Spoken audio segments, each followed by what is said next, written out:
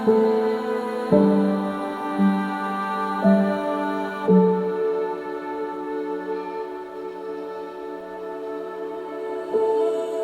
the House of Justice announced to the world that the shrine of Abdu'l-Bahá would be built adjacent to the Rizwan Garden and that the sacred remains of Abdu'l-Bahá would be moved there, this brought awe and wonderment to all of us in the Baha'i world, especially at the Baha'i World Center.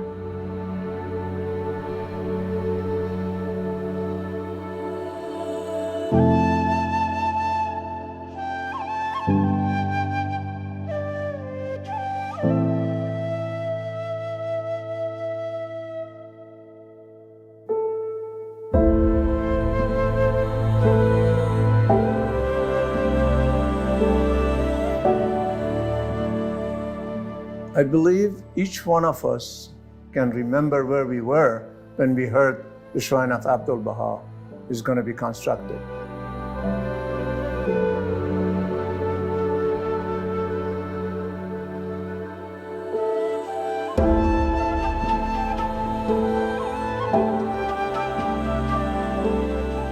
Every one of us are participant in this process by praying, by donating, and then perhaps interacting directly with its implementation.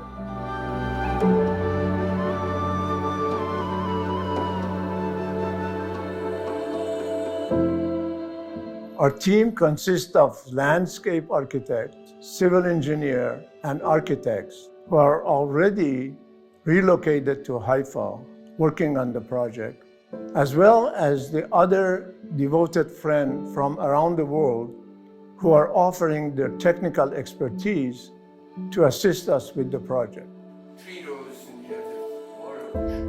The construction site for the project is within Rizwan Garden proper, which consists of 3 different gardens. One of them is Firdaus Garden, the second Ali Ashraf Garden, and third one Rizwan Garden.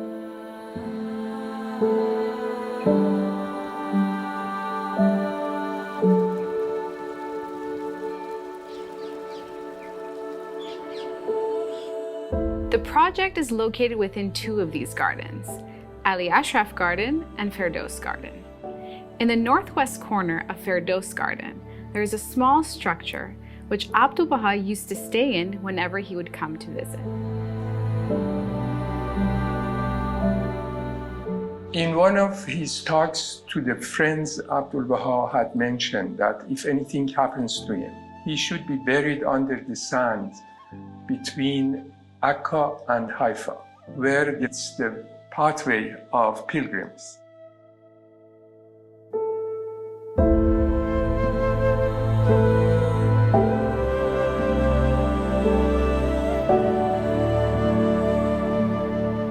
So this land, I think, was chosen, was in between Akka and Haifa.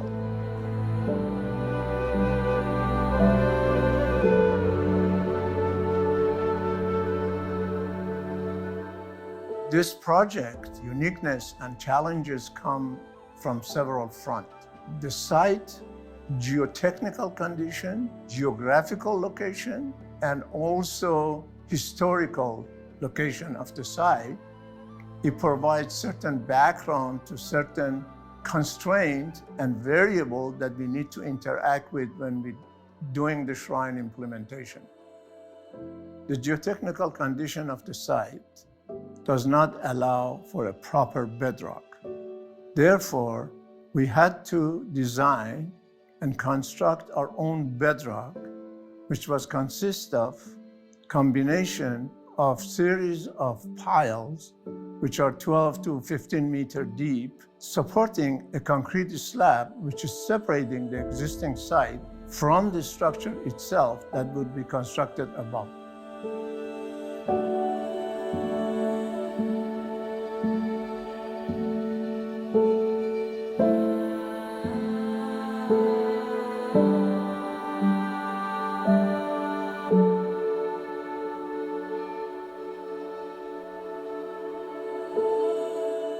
I started to study some papers that the House of Justice had given.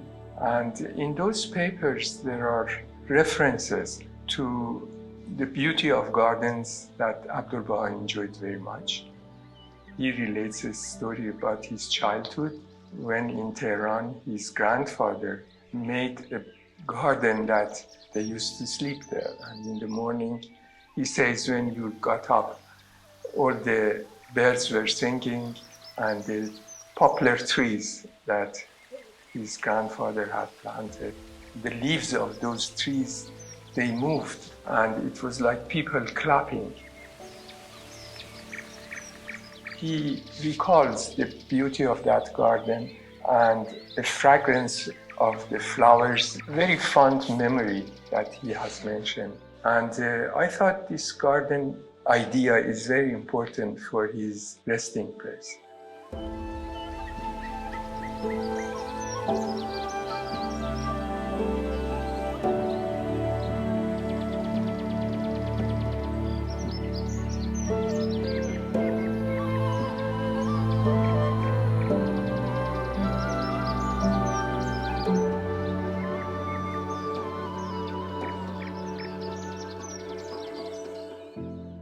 I knew the building related to him should not be imposing. This was the main concept at the beginning. Because he is the symbol of humility.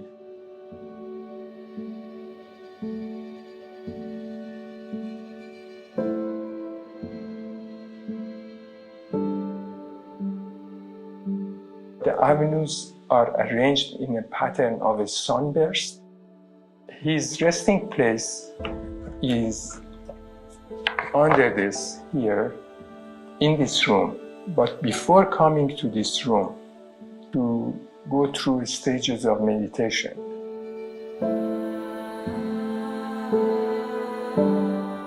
After we constructed our slab, then the implementation of the shrine and design main geometry, which consists of two major walls with the different characteristics, which stretch from north to south, and is giving us 5 distinct areas for the project.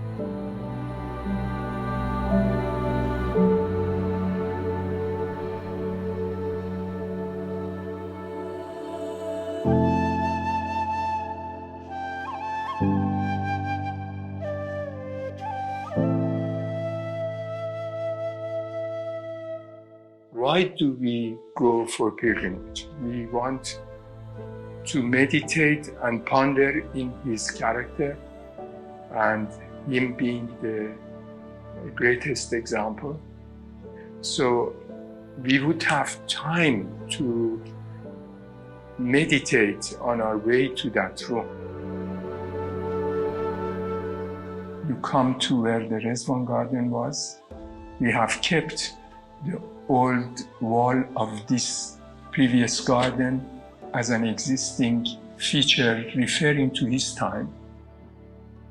And then coming through an access, turning right, you will see the shrine, which would be under this garden. And walking through this forecourt, coming under this archway, you will be under the trellis, like a sunburst, the pattern of the avenues of the garden. A pattern which is very common in Persian architecture and creates the beautiful forms of the domes and covers the preparation area around the room of the shrine.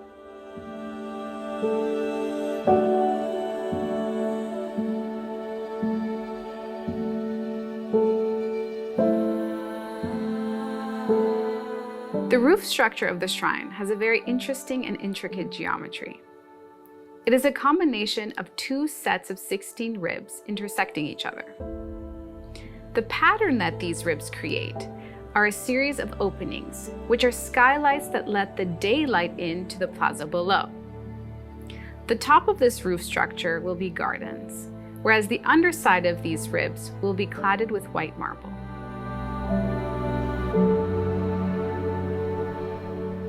The landscape design within our Baha'i property has a very unique character which is well known to many. The existing palette, which was developed by our beloved guardians, consists of plants, trees, shrubs, flowers, materials and colors.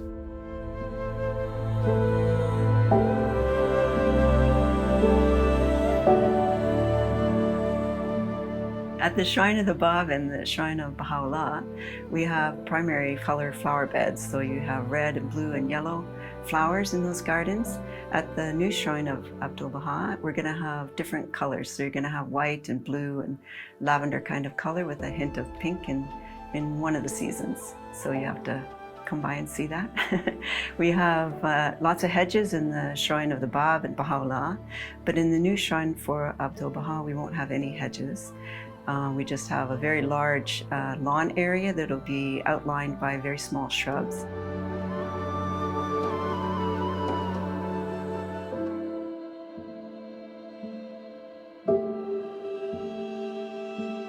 You're on the circumambulation path. This is one of the paths that leads to the south entrance of the shrine. It'll be one of these.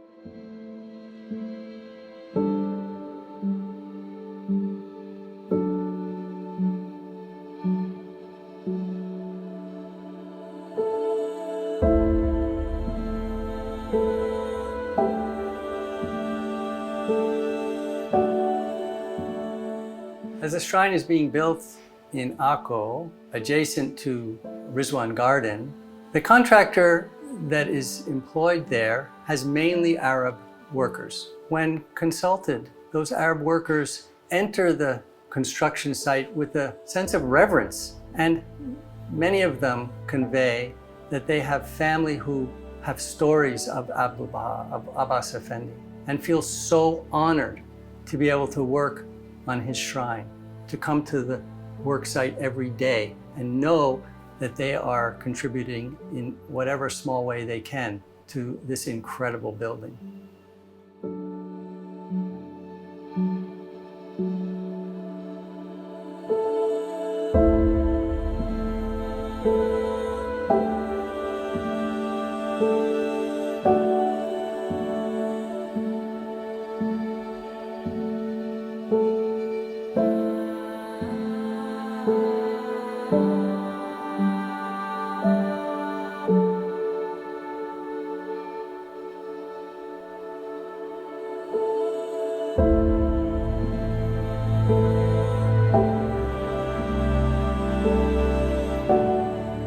Abdu'l-Baha's reputation in the Haifa-Akko area remains alive and well. People have relatives who remember and have heard stories of Abdu'l-Baha that have been transmitted from relatives throughout their family. Of course, he was called Abbas Effendi, and particularly the people of Akko consider him a native son of Akko and are overjoyed with the prospect of his sacred remains returning home.